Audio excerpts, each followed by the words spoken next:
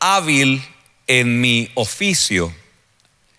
Y quiero traer esta palabra desde un contexto profético del Antiguo Testamento que tiene vigencia y se puede perfectamente aplicar en esta época, y estoy seguro que nos puede orientar y bendecir en gran manera. El libro profético de Jeremías incluye una palabra profética dimensionada desde Dios para el pueblo de Israel. La palabra profética que Dios lanzó en esa época incluía varios aspectos y elementos que eran sumamente valiosos para que el pueblo pudiese ordenar su caminar y pudiese experimentar también el respaldo de Dios de una manera amplia en torno a su amor y a su misericordia. Lo llamativo es que una parte de la palabra profética que aparece registrada en el libro de Jeremías tiene que ver con disciplina. Dios estaría disciplinando a los habitantes de la ciudad de Jerusalén y a los habitantes de todo Judá. Una corrección de parte de Dios estaba siendo anunciada a través del profeta. La disciplina de Dios tiene aspectos de corrección, pero también de ordenamiento, y todo vinculado al amor que Dios tiene por su pueblo. Dios siempre ha querido el bienestar para sus hijos, y en muchas ocasiones, para poder introducirlos en esa bendición, necesita corregir de manera precisa. El texto entonces nos muestra una situación no fácil, no sencilla, pero ¿sabe qué es lo llamativo? Que en medio de la corrección, que en medio de la disciplina, una puerta muy amplia aparece, y son las oportunidades de Dios. En medio de la corrección, la oportunidad para aquel que estuviese atento, para aquel que estuviese despierto, para aquel que pudiera asumir un rol de responsabilidad frente a esa corrección que Dios estaba estableciendo. El libro profético nos muestra en un cuadro que yo observo, y es el de personas que no bajan los brazos, personas que se caracterizan por luchar, personas que se caracterizan por sobreponerse a las adversidades, aún dentro de ese marco de la corrección divina. Este libro profético de Jeremías tiene una pincelada profética, y es que en medio de ese cuadro lúgubre, triste, se nota el surgimiento de unas personas que estaban bien definidas en su oficio, que sabían hacer bien sus tareas, que sabían realizar bien sus obligaciones, por así decirlo, sus compromisos. Esas personas aparecen en medio del cuadro. Y me puse a pensar sobre este asunto en este marco que nosotros estamos viviendo. Hay muchas interpretaciones de lo que está pasando. Hay muchas explicaciones de lo que nos está aconteciendo. Muchas de ellas cercanas a la realidad. Pero en medio de tantas explicaciones, no podemos desconocer que de alguna manera Dios, en su infinito amor, también está ejecutando algo de su ejercicio correctivo. Dios también puede estar de alguna forma disciplinando a alguien o a algunos, sean personas, sean pueblos o sean naciones.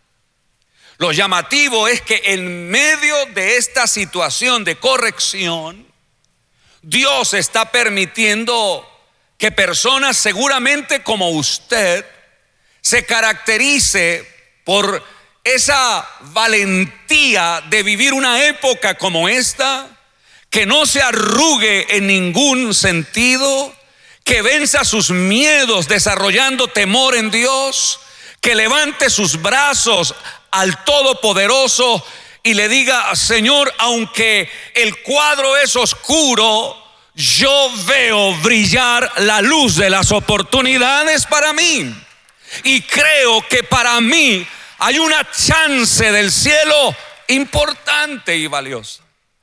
Quiero creer en esta noche que tú eres de esa clase de personas, porque tienes a Dios, porque conoces mucho de la palabra, porque tienes experiencias desde tu fe y Dios te ha respaldado, ha testificado de tu fe. Por eso creo que tú eres de esas personas que ven en medio de la oscuridad. Hace unos días atrás, meses, estaba leyendo una porción de un libro muy llamativo que tiene que ver precisamente con ver en la oscuridad las posibilidades que están enfrente. El autor de ese libro es Giorgio Agamben. Y Giorgio Agamben, sin ser cristiano, usa episodios de las cartas de Pablo para explicar algo que él llama contemporaneidad. Normalmente nosotros entendemos que contemporáneo tiene que ver con vivir en una misma época o haber experimentado ciertas situaciones de una época y que son similares a lo que otros experimentaron. Pero él dice algo muy importante. Dice: la persona contemporánea va más allá de vivir en común una época con otros. La persona contemporánea es la que se para en su presente y no se deja, escuche bien, intimidar por las luces tan brillantes de un mundo como en el que vivimos, sino que descubre la necesidad que hay en el mundo y recurre a lo histórico para traerlo al presente y proponer una solución contundente a la necesidad que ha visto. Lo que él está diciendo es que una persona contemporánea, por ver en la oscuridad, es capaz de caminar en la oscuridad. Es capaz de trasegar esos caminos difíciles. Es capaz de vivir esas experiencias y salir bien librado por su capacidad de ver en medio de esa oscuridad. Y pienso yo y digo: ¿y acaso nosotros no tenemos la luz en nuestro espíritu? ¿Acaso no tenemos a Jesús con nosotros? ¿No tenemos al Espíritu que nos guía? Claro que sí. Por tal razón, creo que nosotros casamos bien con este concepto y casamos bien en el marco profético que estoy tratando de presentar. Creo que Dios contigo tiene muy bien determinado una chance celestial para sacarte adelante y darte grandes victorias. Un gran cineasta llamado Steven Spielberg dio a luz una producción muy famosa en el año 87. La película tuvo por nombre Imperio del Sol y narra una situación particular de la Segunda Guerra Mundial. Habla sobre la invasión japonesa que, por causa de ser tan ruda, tan drástica, tan cruel, separó a un niño de escasos 8 o 10 años de sus padres en la famosa ciudad de Shanghái, 1941. Lo llamativo es que todas las personas que cayeron en esa revuelta, por así decirlo, fueron llevados a un campo de concentración. Y según la historia, la persona que más sobresalió en medio del campo de concentración fue ese niño entre 8 y 10 años. Encontró una solución a su problema y fue ganarse a las personas mayores con sus habilidades, con sus oficios, y ganarse a los soldados japoneses. La historia demarca que por ser este niño hábil se sobrepuso a las circunstancias adversas, que por ser este niño entendido en su situación que estaba en contra, pudo sobreponerse y salir victorioso por causa de su habilidad. Creo entonces que Dios tiene eso en juego con nosotros, y creo que Dios a nosotros también nos levanta para hacer algo similar y portentoso. Y ojalá en tu espíritu puedas acuñar un amén bien grande y poder decir que el ser humano, cuando está en adversidad, sorprende si se lo propone. Que el ser humano, cuando está en crisis, vislumbra de manera especial cuando se lo propone. Creo entonces que estos son días apropiados para ti. Creo entonces que estos son días sin iguales para ti. Pero lo primero que debemos tener en cuenta son los contextos. Qué valioso es poder contextualizarnos, mirar la historia y vivirla para salir adelante. ¿Cuál es el contexto de esta palabra profética sacada del libro de Jeremías? Pues sencillo, el texto profético dice que Judá y Jerusalén tomó una decisión y fue ir tras la imaginación de su corazón. En otras palabras, crearon sus propias realidades sacando a Dios de sus vidas. Vivieron sin Dios y por sacar a Dios de sus vidas, pues se olvidaron de los parámetros de Dios. Vivieron según sus reglas, no según las reglas de Dios. Y obviamente se descompusieron. En todo el sentido lo hicieron.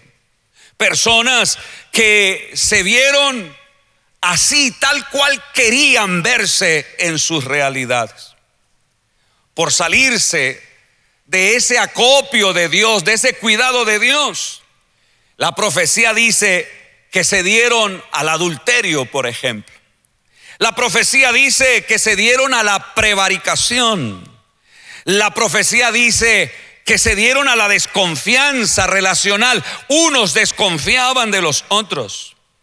Se dieron a engañar al prójimo.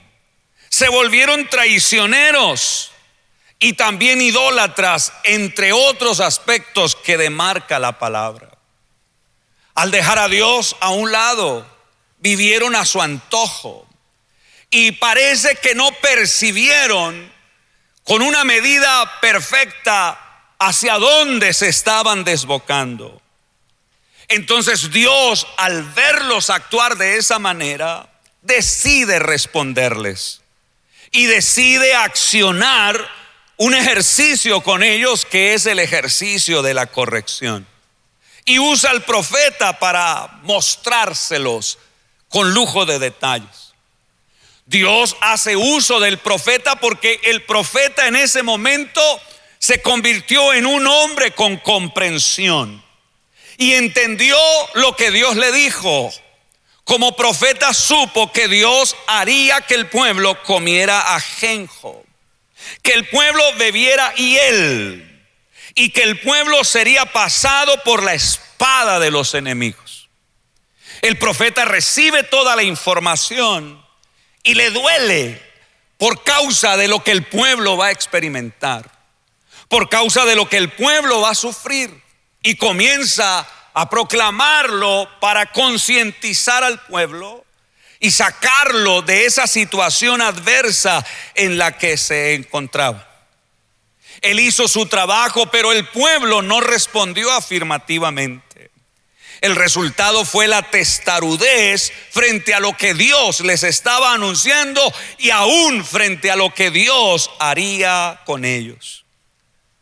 El libro profético muestra que el pueblo tenía ausencia de arrepentimiento. Y por causa de esa ausencia, pues sería llevado al extremo. Déjeme hacer una aplicación acá. Bienvenido sea siempre el ejercicio del arrepentimiento. Y ojo, en estos contextos también de vida empresarial, es posible que necesitemos dar lugar a ese ejercicio y que busquemos a Dios y que nos unamos al Señor y que hablemos con Él y que Él nos sane si es necesario que seamos sanados, pero que no nos cerremos al amor de Dios, porque cuando alguien se arrepiente, el amor de Dios se manifiesta de manera abundante. Ahora, entendiendo el contexto, debemos mirar cuál fue la oportunidad que surgió. Miremos Jeremías 9:17. Note bien lo que la palabra expresa. Así dice Jehová de los ejércitos: considerad y llamad plañideras que vengan, buscad a las hábiles en su oficio. Mire qué llamativa expresión. Por favor, acompáñeme y leámoslo una vez más. Acuérdese del contexto y cómo está la situación. Pero el texto dice: así dice Jehová de los ejércitos, considerad. Desarrollemos entendimiento según el contexto. Y luego de entender, comprender, llamen a las plañideras que vengan. Ellas deben ser hábiles en su oficio. No traigan a nadie que esté por debajo de ese estándar. Tienen que ser hábiles. No quiero menos de allí. Especial, ¿no? Ahora miremos el versículo 18. Dice el texto: y dense prisa y levanten llanto por nosotros, y desháganse nuestros ojos en lágrimas, y nuestros párpados se destilen en aguas. El texto entonces nos muestra que era necesario en ese contexto histórico buscar a las plañideras para que levantaran llanto y ayudaran al pueblo a sensibilizarse para que volvieran a Dios y Dios tuviese favor con ellos, misericordia, y los levantara de esa condición tan triste y deplorable en la que se encontraban. El texto nos muestra que las mujeres tuvieron una oportunidad. El oficio de ellas era llorar en tiempos de luto, llorar en tiempos de desazón, en tiempos de frustración, como lo estamos viendo en el pasaje o en el contexto que estoy mostrando. Pero el trabajo que él solicitaba de hacerlo bien tenía un solo propósito. Si hacen bien el trabajo de llorar por estas personas, en el lloro, en la excelencia del trabajo, el pueblo será conmovido y se volverá a Dios. En otras palabras, dependiendo de la calidad del trabajo de las mujeres que lloraban, muchos de los judíos se volverían a Dios al verlas a ellas estar conmovidas haciendo su trabajo.